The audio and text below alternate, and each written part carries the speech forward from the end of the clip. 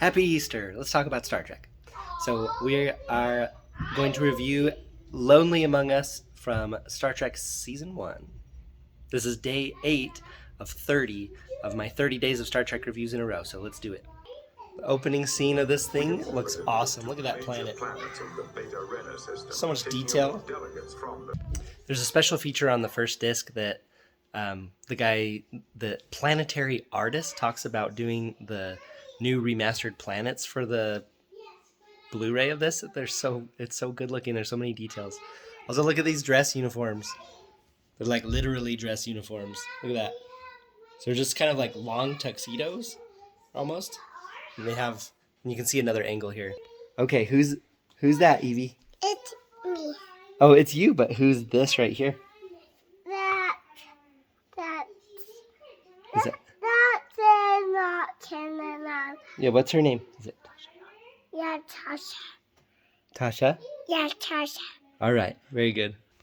These dress uniforms. Look at that. Fancy gold ribbon across the top. The collar goes all up high. His collar looks kind of odd. Hers doesn't line up like his does. And his is lower, so I don't know. Maybe he sneezed and it popped out of there. I'm not sure, but look how fancy they are. Also, she is so heavily involved in this show until suddenly she's not. Let's see who shows up. Oh my goodness, it's laser people! So they just entered some mysterious space cloud, and you got Worf and Geordi down here innocently beep booping on the screen, and then this happens.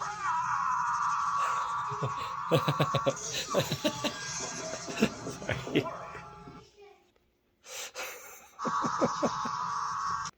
Look at that part is on the back of the thing to show how cool the restoration is. So anyway, the space alien gets into their circuitry and gets into Worf, and strangeness ensues. So here's another little bit of what I like to call future exposition. So this Star Trek world is the future of our world, and so what they're talking about is more exposition building for their world, specifically with eating animals. Listen to this. We no longer enslave animals. We no longer enslave animals for food purposes.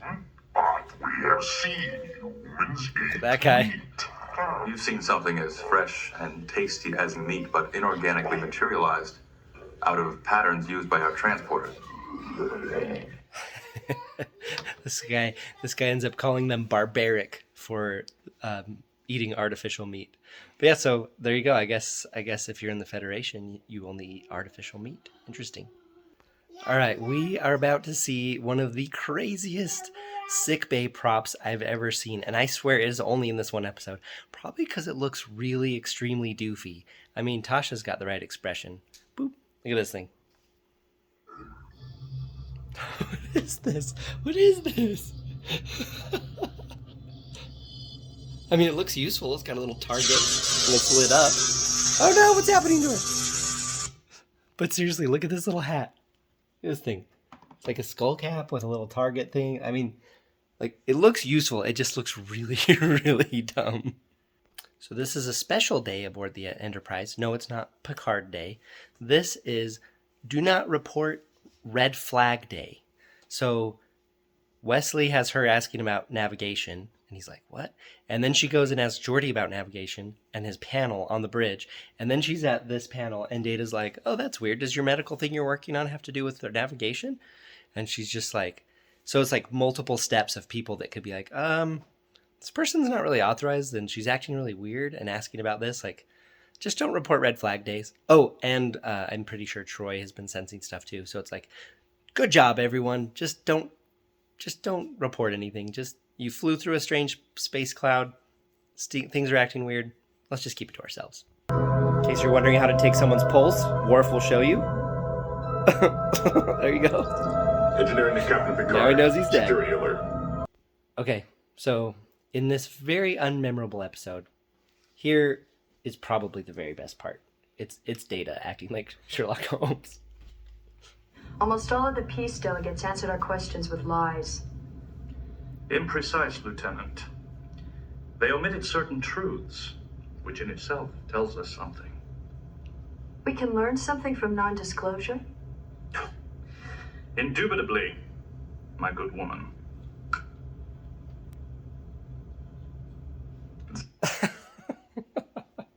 Anyway, he actually does that quite a bit in this episode, and it's awesome. He used tons of Sherlock Holmes dialogue, and Picard's like, again, he's at a briefing, and Picard's like, "Can we do this without the pipe?" So now in the very few episodes we have in the series, we have multiple super important meetings where Data brings like some toy or prop to the meeting. It's like, Data, maybe stop doing that. I think it's funny though. All right, so we've got Deanna Troi, ship's counselor, executing some pseudoscience in the form of hypnotism to get some truth out of these guys.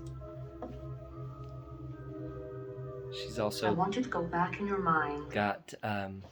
there's enough cleavage in this episode to circle the globe 2 times. And check up who shows up now. I demand Look who it is. to be the captain. See? Stop! Return to your quarters! What is that going on? Look at this. It's little baby O'Brien. We're going to watch his career with great interest. Okay, so Picard has been zapped, and now he's acting funny. By the way, he's acting really good at acting funny. Patrick Stewart's incredible. But what I want to know is whose quarters this is. So there's like some stupid table centerpiece. It's just like some cloth on the table. But watch what's behind Crusher here. Change of direction hardly justifies mutiny. Exactly Look at this. what do you believe you're sensing from him? It's just the feeling that, Is the Enterprise that he's A. closed part of his mind to me. That's the Enterprise A. And behind looks like the Galileo or something, or one of those type shuttles. So whoever's quarters these are have some really cool models on display. But yeah, they're talking about relieving the captain of command because they think he's been taken over or compromised. So that's an interesting conversation. But the whole time I'm looking at these models and like, who has these cool models in their quarters? I love it. I like to see how the different people's quarters are decorated. What the hell? Sorry, wrong species. It's like the most gentle trap ever. Riker sure fell into it though. Red alert! Oh no! Restrain the captain! Everyone's trying so hard. This is blinding me! What was he doing? He's shocking the crew. Yeah, so Entity and Picard are shocking the crew so that they can go become one with the cloud in space. Okay, so the captain took an energy... He beamed himself out as just energy to join with the space cloud and go on a never-ending exploration of the galaxy. However, that didn't work out because they weren't compatible. So he had to get back into the ship. So in his energy form, he gets into the ship's circuits. He makes the letter P on someone's computer, and it's like, it's Picard. And then they're like, he's going to go to the transporter because he knows he can rematerialize. So then they beam him in, and it takes a long time, and it's really intense. And he shows up, and Troi says this thing, and I think you could kind of unpack this. I think this is a weird thing. The transporters, like the way that they work, I hear people debate, and also if you think about it too much, it's like really dark and kind of dystopian and hopeless. But there's some crazy things that happen with the transporter, not just in like the original series where like people's personalities get split, but like in this where where like Riker gets copied twice, so then there's like Thomas Riker and William Riker. So the transporters are very odd, but listen to this thing. So Picard shows up and he's a little confused what's going on, and Troi says this.